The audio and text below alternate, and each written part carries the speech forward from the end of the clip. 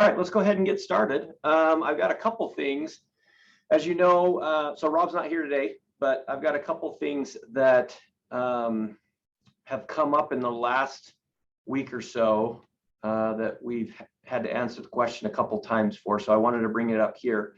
I'm going to ask a couple questions from you guys, so if you can participate for a minute and answer some of these questions, that would be great, because I want to see where we're at and our understanding. Because typically, when I read it, it sounds self-explanatory, but this first one I'm going to bring up real quick. I am surprised at how many agents interpret it differently than I do. So I'm going to share my screen real quick.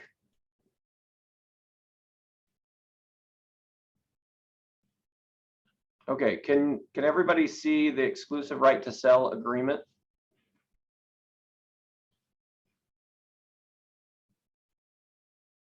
Can anybody see it?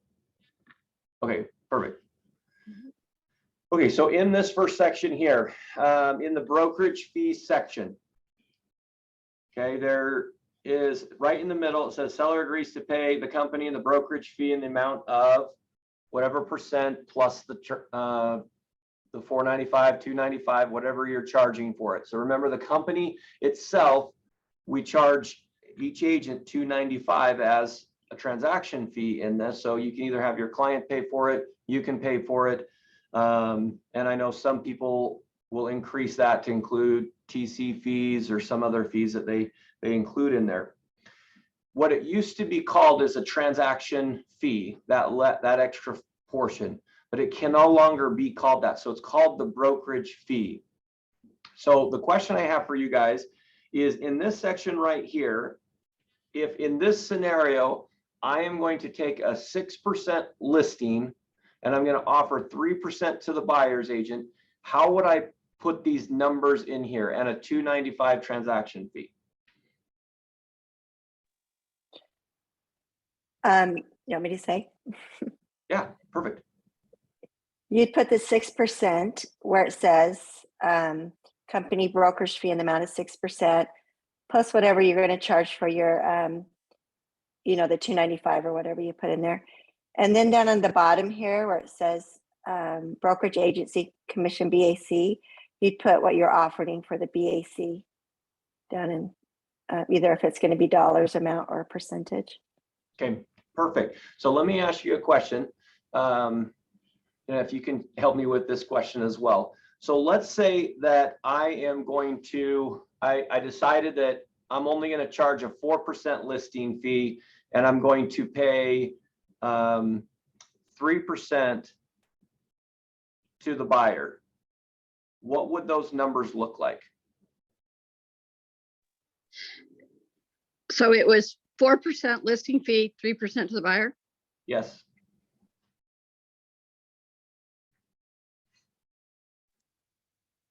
Wouldn't it be 4% at the top and 3% in the BAC? Okay, you sounded like you were questioning it. Is that per? Well, that's what I would do if I was charging, like, whether it's 6 or 4, it's the total amount up there in the brokerage fee, and then whatever offering. So it'd be 3% if I was offering 3% BAC. So that means I'm getting 1%. Okay, perfect. So let me ask you this question as a follow-up to that one. What happens in a scenario where I put 1% plus $2.95 and 3% on the bottom one? You're going to be owing more money to the buyer's brokerage than you're taking in. Your check's going to bounce. Your check's going to bounce. Okay, so it sounds like on the call, everyone's pretty clear on that the first number is the total number and then the amount is down on the bottom. I bring this up because in the last 2 weeks, I've had 6 different agents putting their percentage in the top and the buyer's percentage on the bottom. And if you added them up, they would be owing money at the closing table. Okay. So I'm glad that you guys are are on the same page as that. So let me just make sure that we're clear. The top number is the total amount of commission, buyer's agent commission, seller's agent commission. Now, if we remember the way that commission works, it's not a buyer's commission. The full commission is due to the listing brokerage. And then the listing brokerage offers a percentage to the buyer's brokerage. Now, where do we commit to doing that? What is giving On the MLS with the MLS? our, Okay, what if the agent on the buying side is not part of the MLS?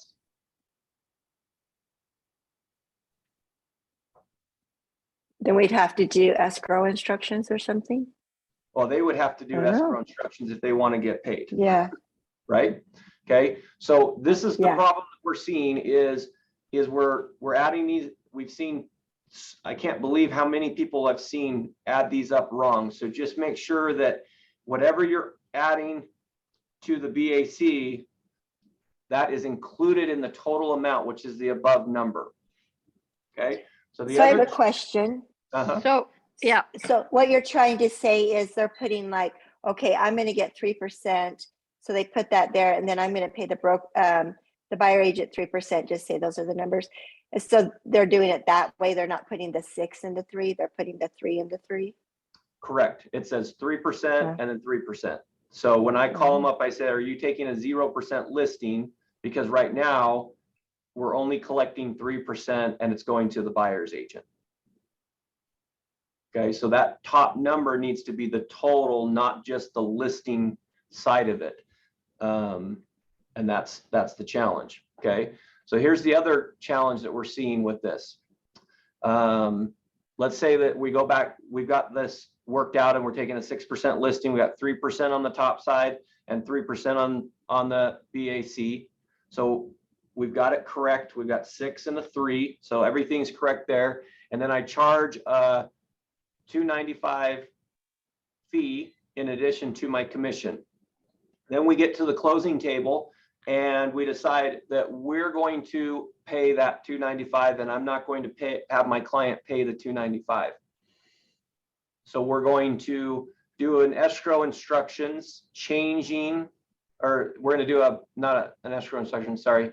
We're going to do a addendum to the exclusive right to sell, removing that $295 fee. So my question to you is, how would you write that in an addendum? Because this is a change from what it used to be, and it used to be easier to do, and now it's a little bit harder to do. Not harder, just we have to be careful with our words. So can somebody tell me how you would change that in addendum to the exclusive right to sell? I don't want to charge that transaction.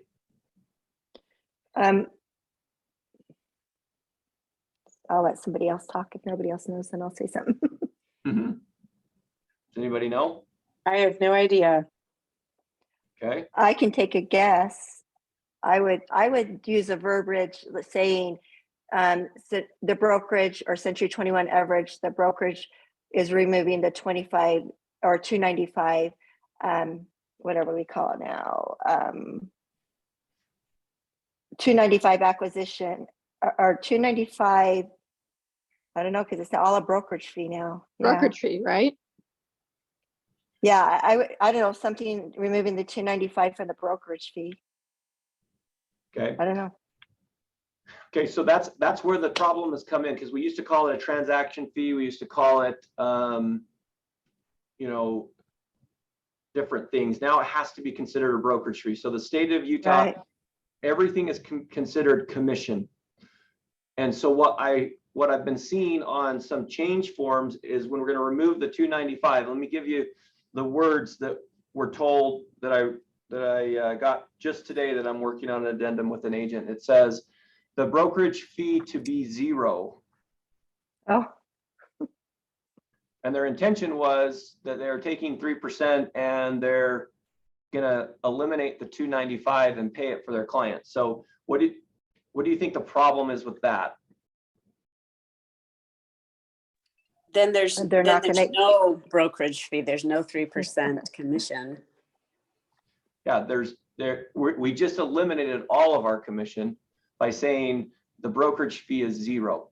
So the way that I want you guys to start doing this, if you're choosing to eliminate that fee in your contracts, is in an addendum, you're going to say the total brokerage fee is 3%.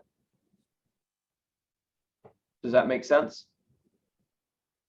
So just restate what The the actual total- is. The total brokerage fee is 3% Yes. or whatever it is. Yeah. Yeah. So instead of saying the brokerage fee is 0, because we're referring specifically to the 295, remember it's all commission. So we would put in there the brokerage fee is, and then whatever percentage you're getting. That's what the total brokerage fee would end up being. So that way it eliminates that fee if you're going to do that, but you're not eliminating your commission. So we have to refer to it. That's the hard part about this, is we have to refer to this brokerage fee in an addendum, but everything is the brokerage fee now. Jason, Yes. Jason, can I ask a question? Can you say, because it's in there, say it's 295 and it's in there is 295. Can you say brokerage fee to be 3% less the 295? So it goes back to what is actually stated, or just what it is? I mean, is that a possibility to do because it references what we're taking out?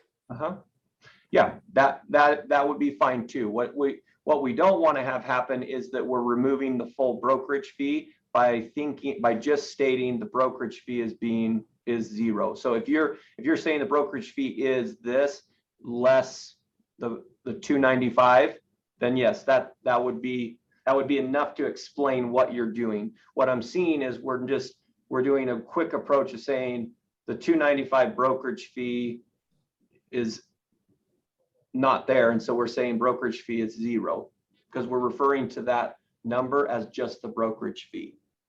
Jason. Yeah. I would even reference section 2 of the ERS, and I wouldn't just say 3%. I'd say 3% of the acquisition price of the property. Yeah, and that's Agree. even more clear. So Okay. the one that I dealt with just this morning, like 2 hours ago, it said section 2 of the brokerage, section 2 brokerage fee of the exclusive right to sell to be 0. So it's not uncommon to do that. So just be careful with that. If you have any questions if you're doing that, please reach out, because I'm seeing a lot of that. I don't know if we're just doing it too quickly or we're misunderstanding what these sections are, but brokerage fee means the whole thing now, not, because it used to say the brokerage fee plus a transaction fee, but the state of Utah came back and they said, you can't be getting other fees for your transactions. If you want more money in there, you need to include that in your commission. And so that's why they have structured it as the whole thing is brokerage fee. Okay. Okay. Any other questions on that? Okay. So today I want to cover a couple addendums that we're seeing that you probably used a few times, but I want to make sure that we are all on the same page as this. So I'm going to explain these ones. So right now you should see the subject to sell a buyer's property addendum. Does everyone see that? Okay, perfect. Not Okay. yet. Not yet? I do. Okay, perfect. Okay, so this addendum is used in the case where a buyer is got a home for sale. They need to sell their home in order to buy a home. So in our REPC, in the section that says we have a home for sale, if we are dealing with that, we have to include this addendum. So this addendum changed in the last probably 6 or 7 months. And in my mind, it's made it a little bit more simple. But For some, it's been a little bit more confusing. So I'm going to go through this, and if you have questions, let me know. So the first section is the same as any other addendum. This is incorporating into the contract that you're using. It's really important that the number is right, because when this is accepted, anything prior to this, this will take precedence over. If you have an addendum after that counters this, the last addendum is the one that we're looking at. So this particular case, we have this addendum. The first section is normal, just like any other ones. Then you have section 1, subject to sell condition. Buyer's obligation to purchase the property is conditioned upon the closing of the sale. And then you're going to list the property the buyer is selling. This condition is referred to below as a subject to buyer's condition. So this is conditioned up until it actually closes. So before, we had some verbiage in there that was about going under contract, but now it's all the way up till closing. So there's 2 options that we have. One is A, buyer's right to cancel before the due diligence deadline or the financing appraisal deadline, whichever is later. Okay, so in this particular case, let's hypothetically say that they don't have a due diligence deadline and they just have a financing deadline. This is doesn't matter about the due diligence anymore. It goes all the way to the finance and appraisal deadline. That they have to have this the property closed by, if they're going to cancel based off of this. Okay, so if they cancel before the financing and appraisal deadline or the due diligence deadline, whichever later, they cancel the contract, earnest money shall be released to the buyer without further written authorization from the seller. So this is basically saying it didn't sell. I'm coming up on my finance and appraisal deadline, and I'm canceling based off of that. Okay, so it's not contested. When it comes to the office, we look at it and say, yep, it's before the deadlines. No problem, you're done. Earnest money goes back to the buyer. No questions asked. B says buyer's right to cancel after the due diligence deadline or financing and appraisal deadline. So all of our deadlines have now passed, and we're now not getting our home sold, so we need to get it sold. So it says, if buyer does not cancel the REPC by the due diligence deadline or the financing appraisal deadline, whichever is later, and has not closed on the sale of the buyer's property, then the buyer may cancel the REPC on or prior to settlement deadline by providing written notice to the seller, whereupon the earnest money or deposits shall be released to the seller without further written authorization from the buyer. Now, this is the key here, okay?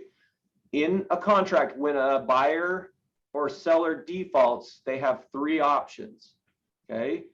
Option number 1 is they can, if the buyer defaults, then the seller gets to keep that earnest money. Option number 2 is the seller can retain the earnest money and sue for more damages.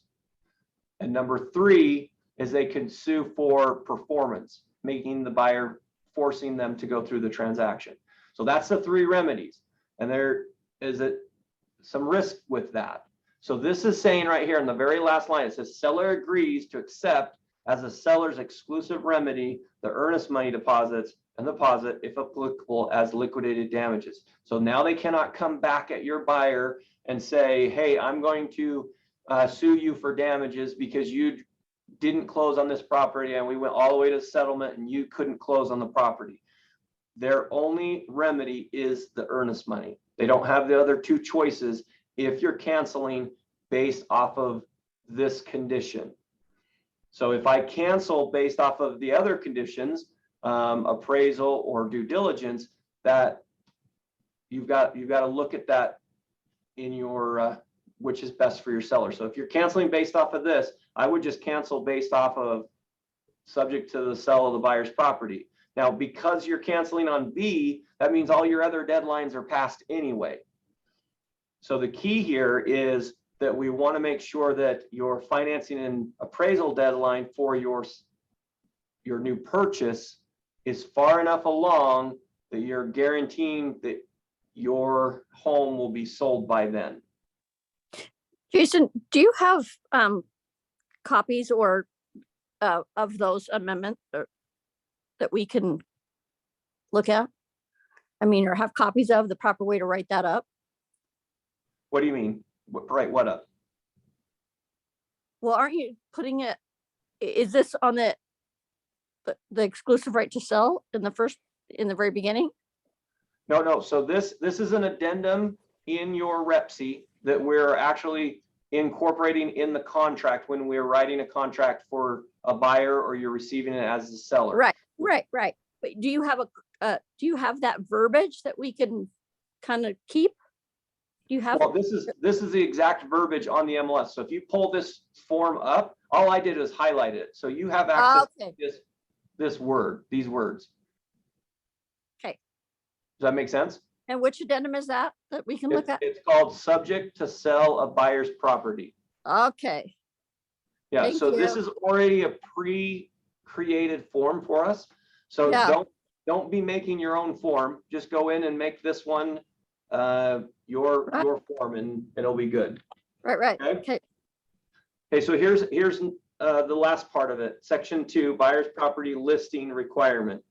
Buyer's property is or is not currently listed on the MLS service for sale through a real estate brokerage. In the event buyer's property is not currently listed for sale through a real estate brokerage, buyer agrees the property will be listed on the multiple listing service within 7 days of acceptance.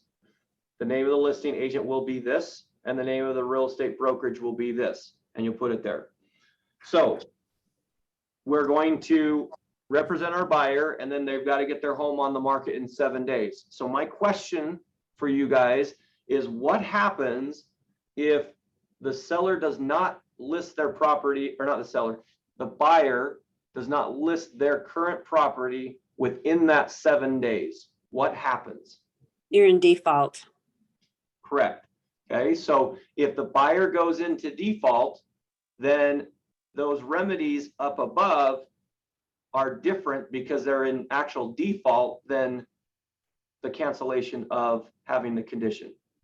So that's where the problem can come in for your buyer, is if they choose, there's two things that have to happen. One is they're listing, if they list somebody down there and they don't use them or they don't get it within 7 days, they're going to be in default of the REPSI. So what we've got to make sure we do is, if they aren't going to have the home listed within those 7 days, don't wait to day 7 to send an addendum to extend that, because then you might run out of time, but you need to fix that section. Otherwise they could go into default. Any questions on that? Could you just quickly recap why we would help a buyer cancel based on this addendum versus, say, other deadlines that were earlier? What's the advantage?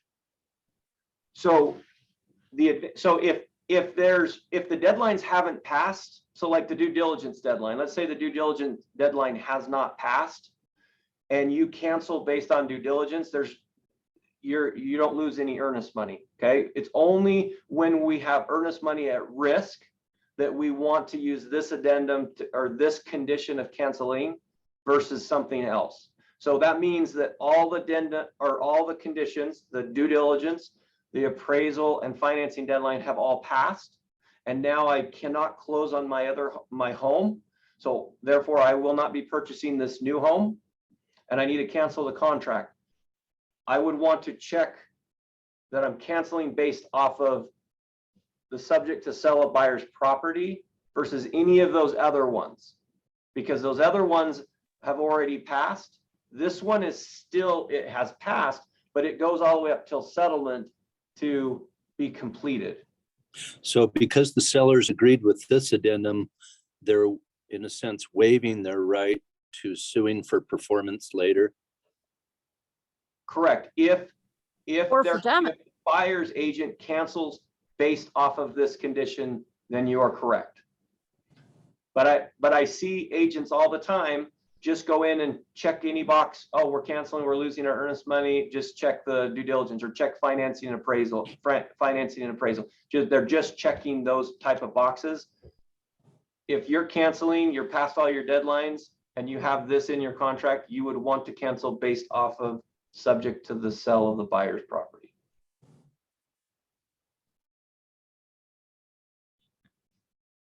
Any other questions on that one? So that's different than the old one. So if you guys have been using the old one where you had dates in there that said, you know, it'll be under contract by this date, stop using that one and use this one. This one's better.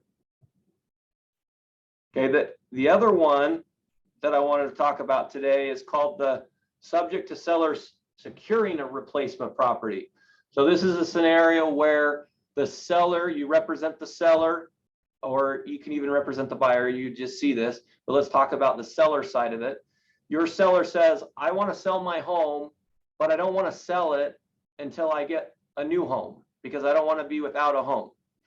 So they say, well, let's get it on the market, let's get an offer for you, and then we'll look for a home.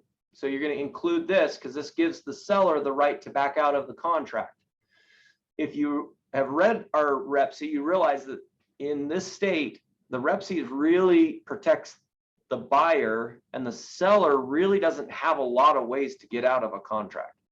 If the buyer is not in default, the seller can't just get out of the contract just because they don't want to be in the contract.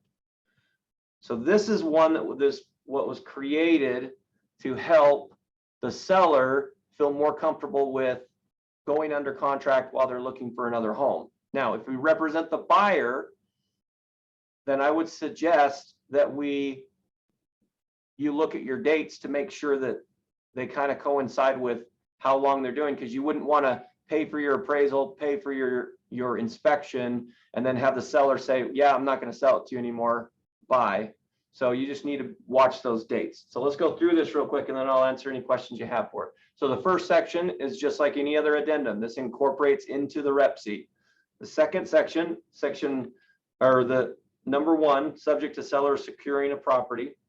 A, subject to seller securing a property, seller's obligation to sell the property is conditioned, the subject to seller securing placement property condition, upon seller entering into a contract to purchase, lease a replacement property, the replacement property, and being satisfied with replacement property's physical condition, appraised value, and of financing conditions by 5 o'clock on, and then you put that deadline. So as a seller, you're going to want to look at this and say, okay, I want to make sure I find the property and get my inspection and stuff done so that I feel 100% comfortable that I'm going to move forward with this replacement property. The seller, in the seller's sole discretion, may remove the seller's subject to seller securing replacement property at any time prior to the replacement property deadline by providing written notice to the seller. So typically you're not going to ever have to do that because as a seller, it's kind of a condition that helps you. But if the buyer is unwilling to move forward with their inspections and everything because this condition's there, the seller could remove that contingency, which is what this is. And you would just do another addendum that says that the subject to seller securing replacement property contingency is being removed. B, the seller's right to cancel. So this is the protection your seller's getting. If the seller in the seller's sole discretion is not satisfied with the replacement property or has not secured a replacement property, then the seller may cancel the REPC by providing written notice with written notice no later than the replacement property deadline, whereupon the earnest money deposit shall be released to the buyer without the requirement of further written authorization from the seller. So this is basically saying that as long as I, before this deadline, am either satisfied with it or that I'm satisfied with this property, then I'll move forward. Otherwise, I can back out. So the seller can actually back out of the contract. So do you see where if you represented a buyer and this deadline was, let's just say they put the settlement the same day as this deadline, do you see where the problem could be created for your buyer? Yes? Okay. C, failure to cancel. If the seller fails to cancel the REPC by the replacement property deadline, the seller shall have deemed to have waived the subject to sellers securing replacement property condition. So if we pass that deadline, then this addendum doesn't have any effect on the contract anymore. It's already over. You cannot go back and do anything else. So if they pass that deadline, let's say they get something under contract, they pass the deadline, and then they decide they really don't want to buy that house, they're still selling the house that they were under contract with the buyer for. Okay, so it's just something to keep in mind. These two subject twos addendums, we don't use enough in our contracts, but we're probably going to start seeing some of those come up again if you haven't already dealt with them.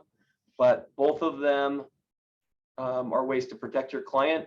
And also, if you're representing the one that's not using this, understanding that just because they pass certain dates doesn't necessarily mean your client gets their earnest money or not.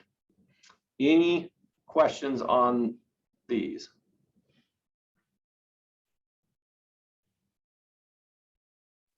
I think it's just becoming familiar with them and really studying them. And I think they'll make a lot of sense. Yeah. Yeah, and I think that's the challenge that I've seen is most of these problems we're seeing in contracts is just we're either using addendums we don't understand, or we try to create our own and don't use them. So they're all designed to be a benefit to us as long as we understand them. So hopefully that was helpful for you guys to go through those two today and benefit from that. That's all I had for today. So is any questions or anything that I can help you with today, or any questions on this or anything else? I actually have a question. Mm-hmm. I had a client, believe it or not, in this market. We were in a multiple offer situation, and they did waive their appraisal because they don't need an appraisal. Okay. But I did do an addendum, like we were counseled before, to say, and I don't remember the exact words, but just saying, buyer reserves the right to have, seller's going to allow the appraiser to come in, basically. Buyer reserves the right to be able to conduct an appraisal, understanding, with the home is not subject to appraisal. Anyways, I use the right verbiage. I just don't have it in front of me.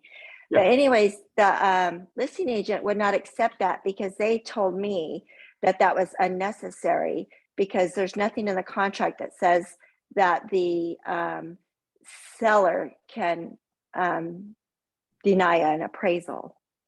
And my understanding, when we had all this appraisal waiver issue, that the listing agent or the seller could.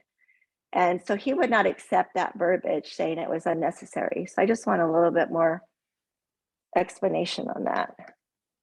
Okay, so you represented the buyer, and we're not going to do an appraisal, but they it wasn't contingent upon the appraisal. I wasn't- remember what I put. I put that the seller would allow appraisal to meet any requirements by the lender. Yeah. Okay, so that the problem is not, I just don't think this listing agent was understanding what it is. There's other things in our contract that if we waive the full contingencies, then we don't have the right to do. And so it was more of just a misunderstanding on the listing agent saying, yes, it is necessary because your client wants to do an appraisal. It's just not contingent on the appraisal. Yeah. Back out on the appraisal. So yeah, they just didn't understand what it was. It's a bigger issue in the due diligence because that's a bigger section than the appraisal. Mm-hmm. But if your client wants to do the appraisal, in our contract, it's saying that the seller will cooperate and allow them to come in and do that. And if I waive that condition, then they could refuse to let somebody in and to do the appraisal for that reason. So you did it right. But they didn't accept it. So we're still in that situation where if the lender does come back and require the appraisal for lending purposes, they could deny it. Now, he did write me an email saying that the seller would not deny an appraisal. Would that be something to go back to it in the event that the lender does require an appraisal? Yeah, I guess I'm confused on why he would not have accepted that if he's willing to do it anyway. That seems like That's, well, I'm confused too. It sounds like Yeah. he's saying, no, I'm not accepting this, but if you want to do it, I'll accept it. So I guess I Yeah, don't I was understand why he would do that. He was just telling me that it was an unnecessary addendum. And so they just never responded to it. So that's the same as rejection. So we have an addendum that's not fully executed. In an email, he did say that the seller would be willing to cooperate and allow an appraisal, because he is trying to tell me that the seller doesn't have the right to deny the appraisal. But I don't want to take up a lot of time. I just want to make sure that I was understanding right. Yeah, let me just pull it up real quick just to read this section here. You know, buyer's obligation is not on this. Property is conditioned on the firm.